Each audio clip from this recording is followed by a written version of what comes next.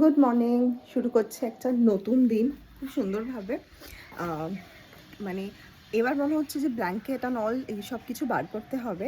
আগের বছর আমার মনে আছে নভেম্বরে এইরকম মানে এতটা কিন্তু টেম্পারেচার কমে যায়নি, তাই না? লোকজন রীতিমতো সোয়েটার পরছে, যদিও সেটা আমি এখন অবধি বার করিনি।